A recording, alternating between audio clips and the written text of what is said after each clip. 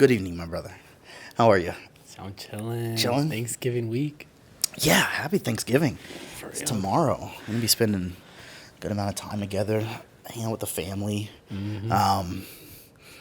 Very, very grateful. I mean, there's a lot of things to be thankful for. It's the biggest thing, and I was thinking about this earlier, is just having this amazing group. Like, I posted today on my story, and one of my older posts, and I said, seldom do we remember the value of good friends. Like, a lot of times we focus on other aspects of the journey that maybe we think are more materialized versions of success, like money and cars and traveling and good food and things of that nature. But arguably, I think that the most valuable accomplishment we've made thus far is building such an immersive and beautiful and healthy family dynamic, I dare say. You know? What are your thoughts? No, I completely agree. Especially, I was thinking about this. I think about this often, honestly. Just the dynamic that all four of us, initially me, you, Mike, and Chris have. And then I think about outside of that, Sav, Nicole, Mars, and then, other people obviously over time. And I think about how we all started and where we're at now. And I'm like, you and I started this back in January, and we're in November. Yep. Almost a year. Almost a year. And it does not, I thought about this, I think, a few weeks ago, and I was like, holy cow, we've been doing it, and it doesn't feel, it feels like we just started this, last month. Yeah. It's been almost a year. Sav and Chris, big shout out to them. They just moved out here, 5 months ago, if that? Way less. Less? Like 3. Like 3? And it feels like they just got here. Yeah.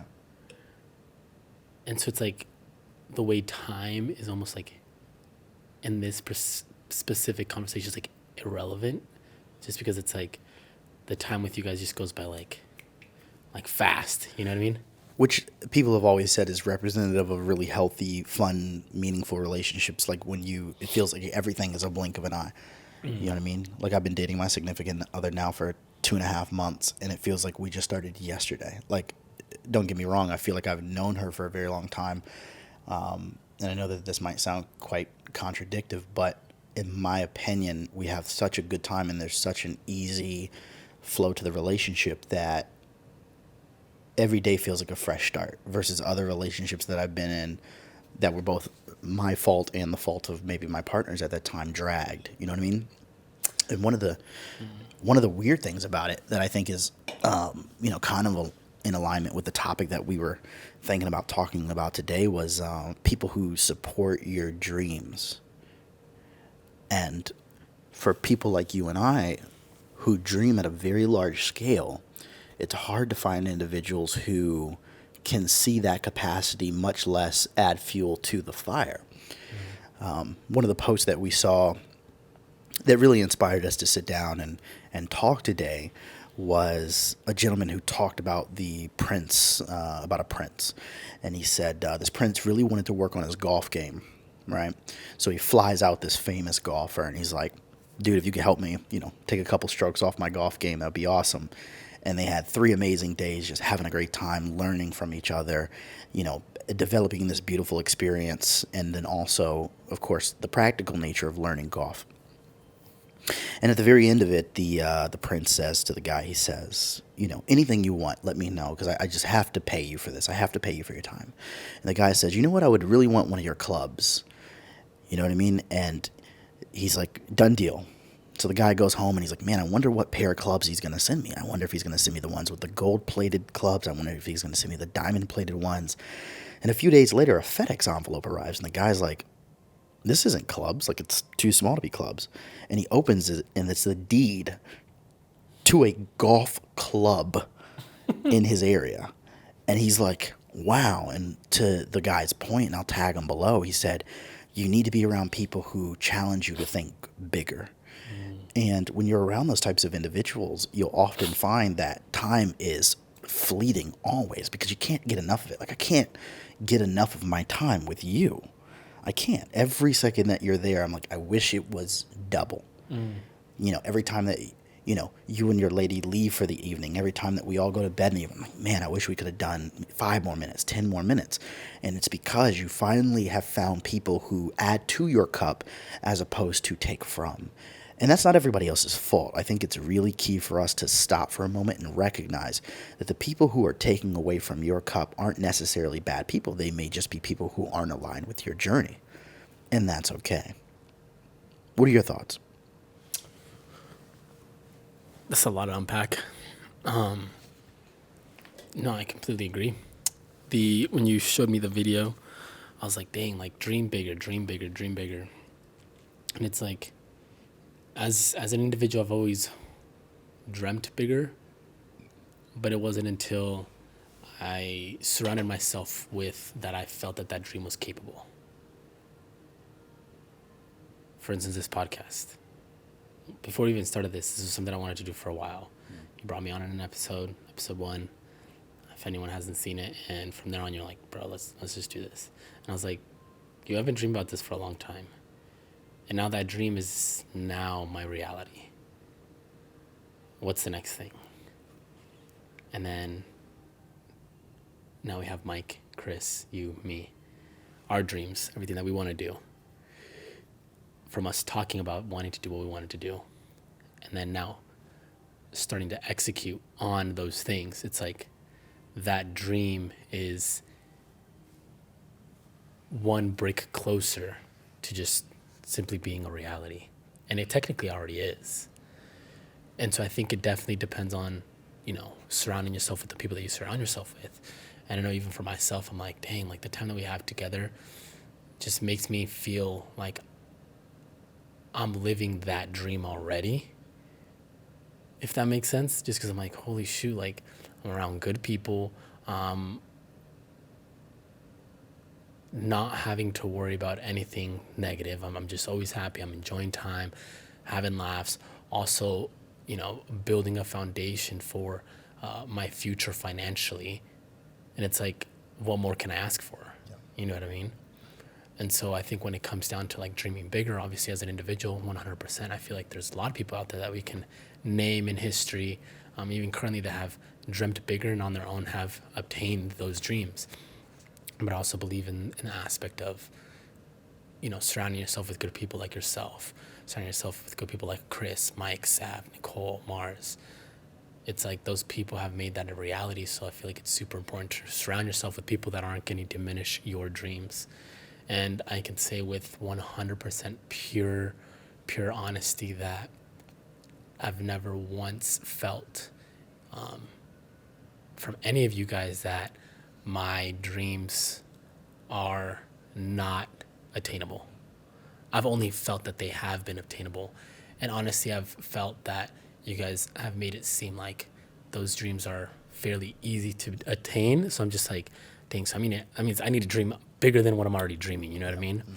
So that's my perspective on that and how I kind of took that in. It's funny because the Andrew before I met you guys would have been like, man, it's probably not gonna happen. Mm-hmm. You know what I mean?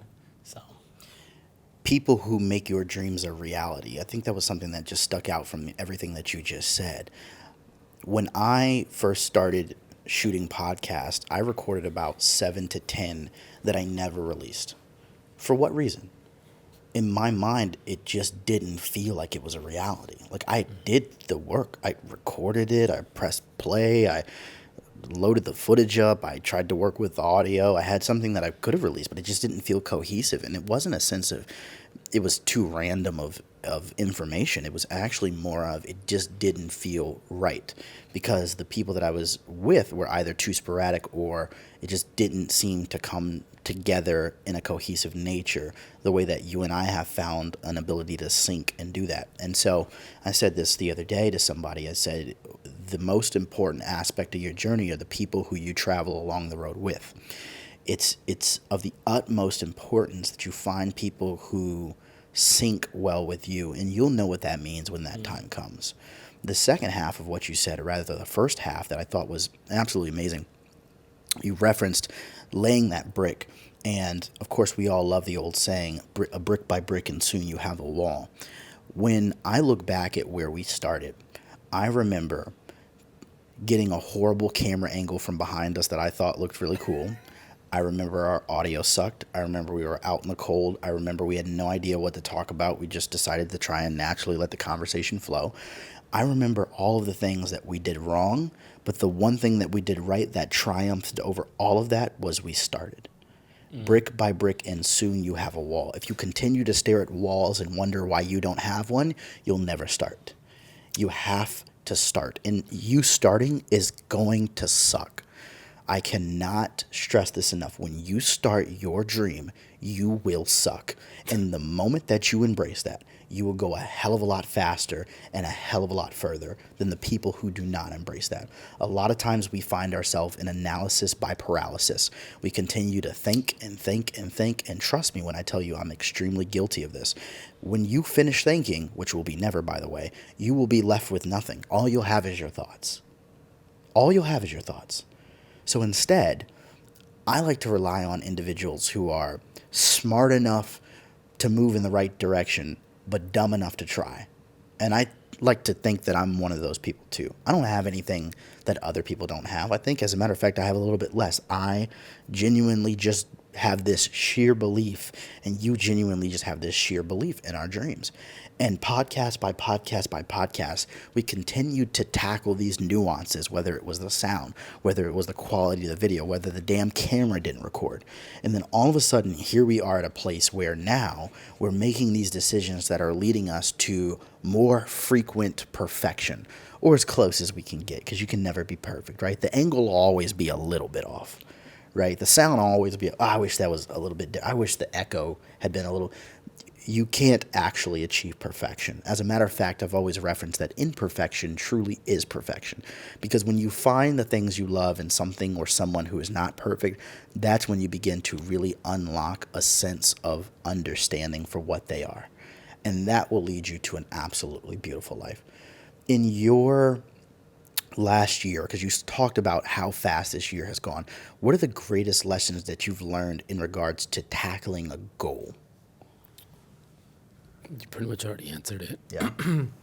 You said laying down that first brick, because I was going to talk about that after, but it's funny that you asked that question. I had this coworker. Technically, today was their last day. On to bigger and better things, which is awesome for them. But they had started a podcast as well a while ago. Maybe dropped a few episodes. And it's funny because you had sent me the video. And it's funny because you always, I'd say 2 months, you'd always send that video of the percentages. Only 10% make it to 20 episodes. After that, only another 10% make it to, episode 30, and so on and so forth. And so it's like, when it comes down to it, we're down at the 0.001%. Yeah. And I always think about that. I'm just like, it all comes down to why we first started. We started for the value that we bring, the fluidity of the conversations, what we're providing our viewers and stuff like that. We never worried about oh man, I have to have this many viewers, because they never drive us crazy. Bro, I bet you I could ask. I know the answer to this question, but I'm going to ask you anyways. How many followers do we have? How many likes do we have? Okay, good. Continue. I really don't know. And for me, it doesn't really matter. Exactly. Is it dope if and when that happens? 100%. 100%. For me, I said this at the very beginning, I'll continue to say this for my entire life. I am okay with touching one single individual in this world and helping them. I'm okay with that. But to add on to what I was saying, I was speaking to this ex-coworker, and she's like, "You have a podcast?" And I was like, "Yeah, here's the podcast." I was like, she's like, "I have one too." And I was like, "That's dope." And she's like, "Wow, you guys have so many episodes." Like, yeah, we don't care about the viewers as far as how many views we have. We just care about the value and having the fluidity of the conversation. And I was like, it really just takes for you to post. That's really all it is. Stop worrying about the way you look. Stop worrying about this. Yes, have good camera quality. Yes, have good, editing. Yes, have good, conversation. Yes, make sure that the mics and everything is heard clearly, and that the background is, somewhat presentable. I was like, but other than that, just make sure you're having a conversation. And she's like, oh, I have all these things. I was like, that's really all it is. And I broke down that percentage. I was like, only 10% make it to 20. After that, only another 10% make it past this number, so on and so forth. And she's like, talking about how she's affiliated. I was like, no, bro. I was like, just post. That's all you got to do is just post. And so this year, what I've done the most in tackling those goals is just doing it. Yeah. Just that first step. It's always going to be hard, and we've said this before. It's always going to be hard to do that first step, to start for you with your own videos, with your own segments and stuff like that you're doing. Motivational stuff to your younger self. You were so scared to start. Terrified. You were terrified because you would talk about it. You told us, and then we supported you. Like just do it. And then eventually on your own, you're like, I'm just gonna do this. Yeah. And look at you now. Bro, I would be on the beach with 0 people watching me, shaking like a leaf in a thunderstorm. Facts. And now I'm like, yesterday, as a matter of fact, I'm walking along one of the busiest hikes in San Diego with people around, and I'm able to talk on camera. Like, small things, small wins. Exactly, and that's really all it takes. And for me, it's focusing on those small wins. And obviously, I give huge testament and gratitude and thankfulness and all of that and love to all of you guys, because you guys have pushed me to have that mentality of being like, dude, just start. Like, we support you. If you fall on your face, you got 3 guys, not including, Sav and Nicole. Obviously, we know Big Mike can just pick me up on his own. Yep. Motherfucker's strong. We got 3 dudes that are just going to be able to pick you back up and tell you, get going again. Yep. You know what I mean? And that's the mentality that I've started, is just not caring what other people are going to think, what other people are seeing, because it's like, this is not for you. This is really for us. This is therapeutic for us. There's an importance of having the team. There's an importance in starting. What do you do on a daily basis, if you don't mind me asking, that helps you to stay either affirmed or in a practical nature helps you to continue? Is there anything that you do that you think other people could take wisdom from? On a daily aspect, I'm big on sitting on my thoughts. It used to be something that I was really scared of, just because we've had this conversation, and I've had this conversation with Nicole, and even sometimes she sees me do it. Like, I can be sitting somewhere and having a conversation, but already thinking 5-10 steps ahead of what I'm going to be doing next on that day or even that week. And it's just, I'm always thinking about something. Even when I'm at the gym, like, she's like, you're just always looking around. I'm like, I'm not looking at anyone. I'm just thinking about different things, and it may look like I'm looking, but I'm thinking about 10, 20,000 different things. And what's allowed me to be better at is pondering my thoughts and really thinking about, my actions and what I'm doing. And then when it becomes super unbearing, and something that I'm trying to get better at is praying a lot more, even if it's just for, a short little prayer, like 10 seconds. It doesn't really matter the length. But in order to provide myself peace and be like, okay, like, you need to be here now, present in what you're doing right now, and not think about these 20, 10, 30, 40 different things, because then what value are you offering at that moment to be able to do what you're doing? Exactly. And it's something that I've definitely can get better at. I'm trying to, but it's honestly something that I've been learning as the year's been going on, is being okay with just not worrying about the future, even if the future's tomorrow. You know what I mean? And just kind of being present in the now, because it's like, how am I going to provide value to you? Yep. How am I going to provide value to the people watching? How am I going to provide value to Nicole or everyone else if I'm thinking about next week? Yep. You know what I mean? Yeah. Find a way to ground yourself in the now, because I feel like the majority of doubt lives both in the future and in the past. I think that's a huge one. I think it's massive. I do the exact same thing. And recently I've even been praying, not avidly, probably not to the degree that you do, but just small ones. And I'm like, I still feel weird about it. And then I laugh at myself because I'm like, bro, you've been kissing your wrist at 11:11 for the last 5 years. Why does this have to be any different? You know what I mean? You believed. And for the people who, maybe it's law of attraction, for the people who think it's their own self energies that help to promote these things to go in their way, whatever it is that you do, I'm perfectly okay with it. And we don't knock you for doing it. But if you can find something that helps to keep you centered in where you are at that particular moment in time, I'd recommend you do it.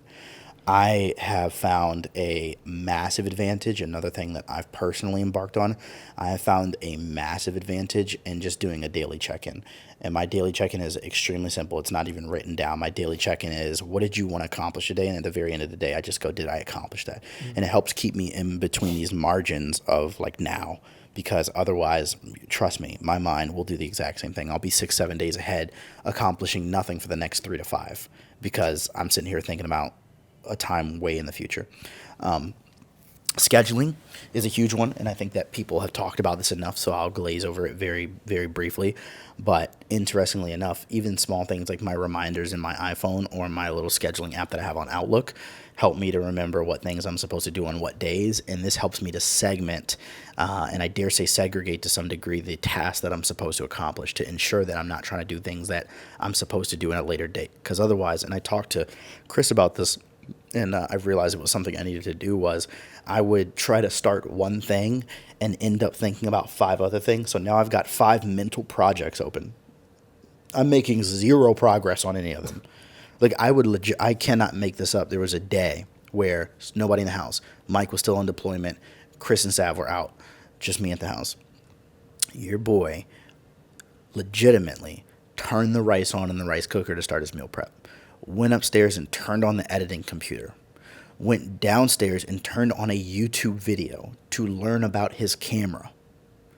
I was 3 things in. I got to the end. I was running upstairs, downstairs to the kitchen.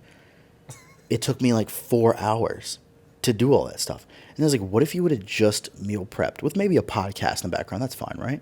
What if you would have just meal prepped? And then you would have watched this 15-minute video. And then you would have done your hour and a half. That would have been the longest one, was the hour and a half of the edit that you needed to do. How much further would you have gotten? Something that I ponder.